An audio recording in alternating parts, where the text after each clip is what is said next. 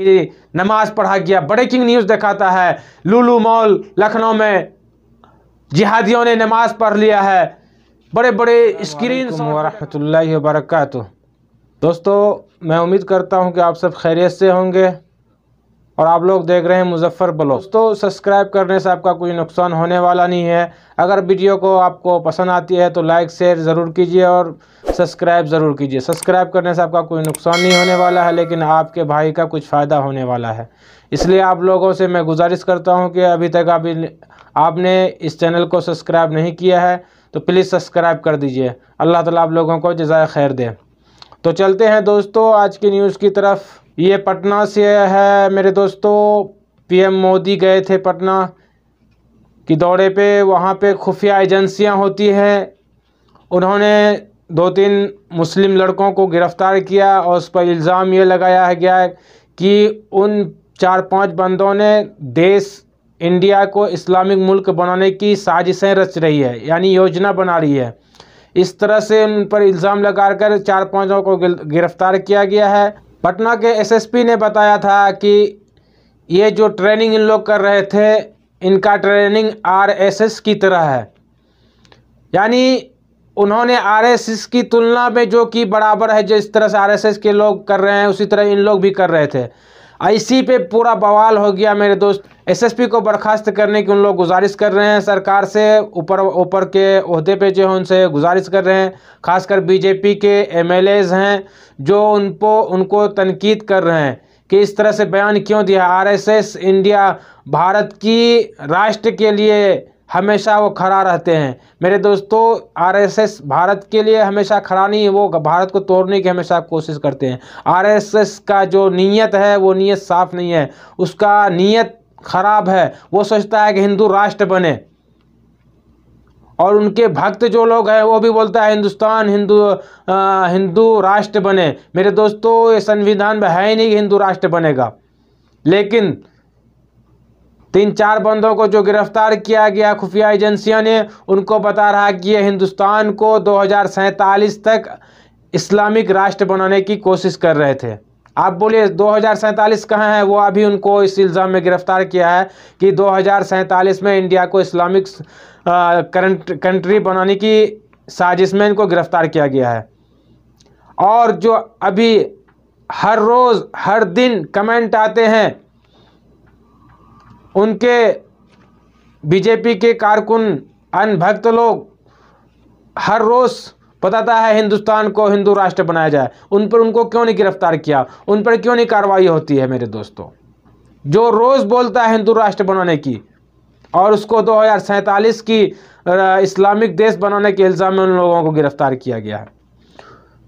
दोस्तों एसएसपी ने जो कहा है वो सही कहा है। आरएसएस के तर्ज पे उन लोग ट्रेनिंग कर रहा था। क्या ट्रेनिंग कर रहा था नहीं कर रहा था, लेकिन उनको खुफिया एजेंसियों ने उनको गिरफ्तार किया है। और तेजस्वी यादव जो बिहार के पहले उप मुख्यमंत्री रह चुके हैं, उन्होंने ट्वीट किया है कि एसएसपी ने कोई गलत नहीं कहा, उन्होंने सही बोला है। तो चलते हैं दोस्तों अगले न्यूज़ की तरफ। जो 2-3 दिनों से ट्विटर पे, फेसबुक पे और दलाल टीवी वाले डिबेट कर रहे हैं मेरे दोस्तों। ये बता रहे हैं लखनऊ यूपी से है जो अभी लुलु मॉल खुला है। उन लोगों की तुम औकात है नहीं, इतने दिनों से 8 साल से हो गया कोई बड़ा मॉल नहीं बनाया, कोई प्रोजेक्ट नहीं खोला। अगर कोई मुस्लिम ने खोला है और उस पर तनकीद करना शुरू कर दिया है, उस पर राजनीतिक सेकना शुरू कर दिया है मेरे दोस्तों। लुलु मॉल खुला है, एक मुस्लिम उसका मालिक है। 200 करोड़ की ये लुलु मॉल खोला गया है।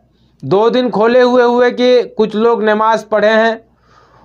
हालांकि उन लोग जानबूझ के नहीं पढ़े कि मैं पढ़ूंगा तो बवाल होगा, हम पर एफआईआर भी होगा। हालांकि उन लोगों पर एफआईआर कर दिया गया है मेरे दोस्तों। नमाज पढ़ना क्या कोई बहुत बड़ा गुनाह कर दिया है? मुसलमान का मॉल था, उसने सोचा मुसलमान का मॉल है, नमाज का वक्त हो गया है, हम लोग नमाज पढ़ लेते हैं। तो 10-12 आदमी था साथ में, नमाज पढ़ लिया। तो इसी पे पूरा बवाल हो गया। पूरे हिंदुस्तान के दलाल मीडिया वाले दिखाते हैं ऐसा हो गया, नमाज पढ़ लिया, हम 40 पढ़ेंगे, हम ये करेंगे वो करेंगे। मेरे दोस्तों इस तरह से नफरतें जो फैला रहे हैं ना, मान के चलिए पहली बार अगर किसी ने नमाज पढ़ ली तो इस पर इतना बवाल मचाने की क्या ज़रूरत है। ठीक है, तुम मॉल के मालिक जो है उनको बता दीजिए कि नमाज हुई है अभी यहाँ पे, आइंदा से नमाज नहीं होनी चाहिए। आप लोग CCTV लगाइए, जो हेड क्वार्टर पे उसको पता चलेगा मॉल के अंदर में क्या हो रहा, कहाँ हो रहा, उसको पता चल जाएगा। जहाँ नमाज पढ़ी जाएगी उसको रोक दिया जाएगा, भाई तुम फलाना जगह नमाज पढ़ो। लेकिन इस तरह से बवाल मचा दिया गया मेरे दोस्तों। और ख़ासकर एक पंडित है हिंदू महासभा के, उन्होंने वार्निंग दे दिया कि अगर नमाज नहीं रोकी गई तो हम हनुमान चालीसा पढ़ेंगे। तुम्हारे बाप का मॉल है, जिसने खोला है वो कार्रवाई करे, उसकी प्रॉपर्टी है, तुम्हारा बाप का क्या है उसमें। लेकिन तुम लोगों को समझ भी नहीं आता है, नमाज से इतना तकलीफ होता है तुम लोगों को। अरे नमाज पढ़ता है जिस धरती पे सजदे लेते हैं, अमन अमान की, हिंदुस्तान के अमन अमान की दुआ करते हैं, तुम उस पर तनकीद करते हो। शर्म होनी चाहिए तुम लोगों को।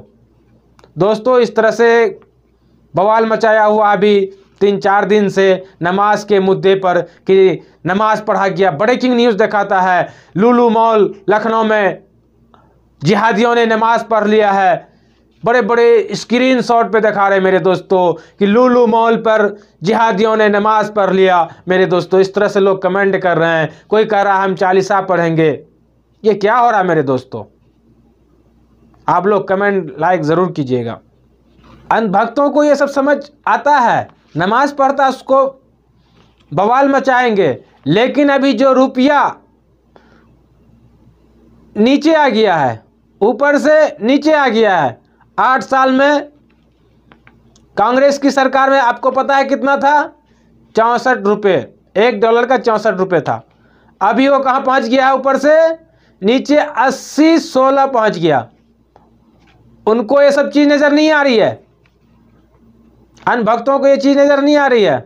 लेकिन कहीं पर नमाज पढ़ लिया है, उनको तुरंत खबर मिल जाती है कि वहाँ पे नमाज पढ़ा है, अब हम लोग भी चालीसा पढ़ने के लिए जाएंगे। अरे भाई पढ़ो ना चालीसा, जहाँ तुम्हारा पढ़ने का वहाँ पढ़ो।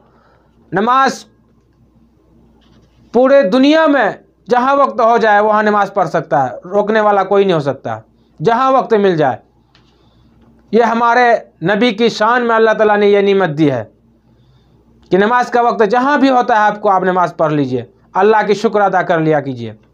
ये है नमाज पर आप लोग इस तरह इल्ज़ाम लगाते हैं, शर्म आनी चाहिए आप लोगों को। लेकिन डॉलर जो गिर रहा है वो डॉलर पर किसी अन्य भक्तों को नज़र नहीं जा रही है। जो हिंदुस्तान का करेंसी जो गिर रहा है उस पर नज़र नहीं जा रही है मेरे दोस्तों। सोचने वाली बात है। और मेरे दोस्तों एक ने ट्वीट किया है, ट्वीट पढ़ के आपको मैं सुनाता हूँ। वो कह रहे हैं कि मोदी शेखों के गले मिल रहे हैं। अभी दुबई गए थे ना, लिखे हैं वो ट्वीट पे कर रहे हैं कि मोदी शेखों के गले मिल रहे हैं और योगी लुलु के मालिक यूसुफ अली के साथ घूम रहे हैं और अनभक्त बाइकाट कर रहे हैं।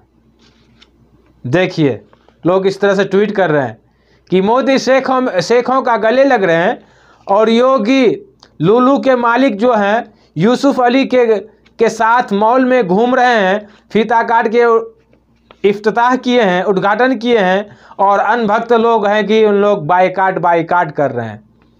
यानी हिंदुस्तान की जो लुलु मॉल खुला है हिंदुस्तान यूपी से लखनऊ में, उसमें रोज़गार दिया गया है, लेकिन अनभक्तों को ये पसंद नहीं है।